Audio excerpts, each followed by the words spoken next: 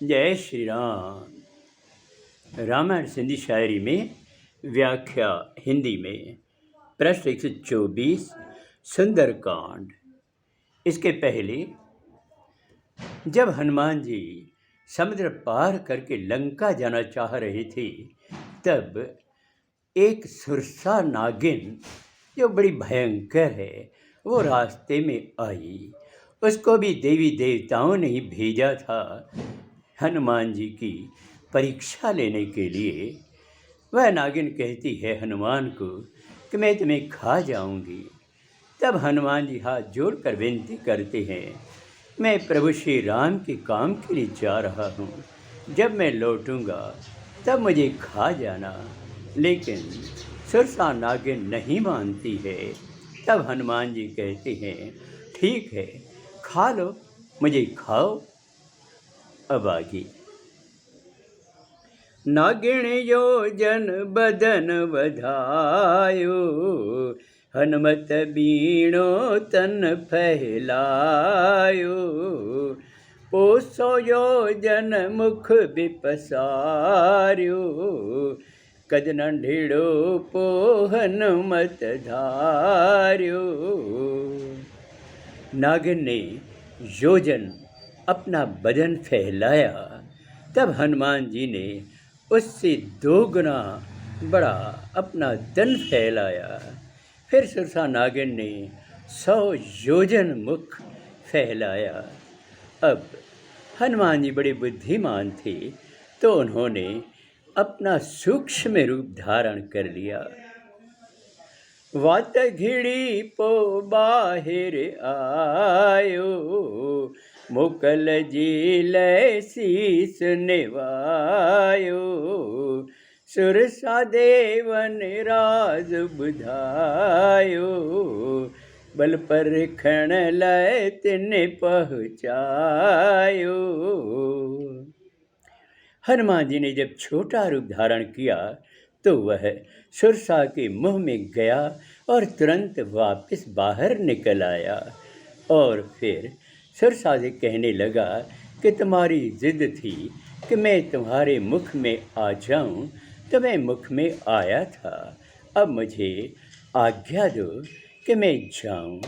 और अपना सर झुकाकर जाने की तैयारी करने लगा।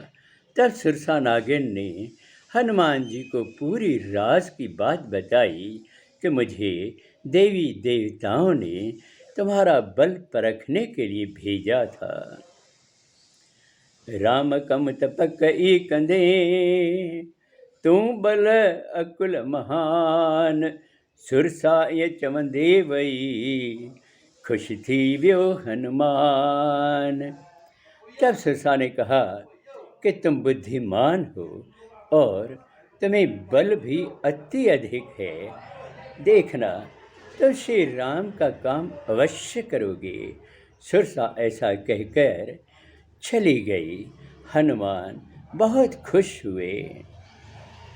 हिकरा कासिण समुंड रहे थी, माया सा उभ जीव झटे थी। उभ में जियई उडंदो कोई, ॾिसंदी जल में पाछो सोई। समुद्र में एक राक्षसी भी रहती है, जो अपनी माया जाल से जो भी आसमान में उड़ता है उनको पकड़ लेती है। जैसे ही कोई आसमान में उड़ता है तो वह राक्षसी जल में उसकी परछाई देखती है। छाव झले तिनखे फासाए, जीव गगन जापे खाए। छल हनुमत सांसोई लातो, परहुन झट ई कपट संजातो।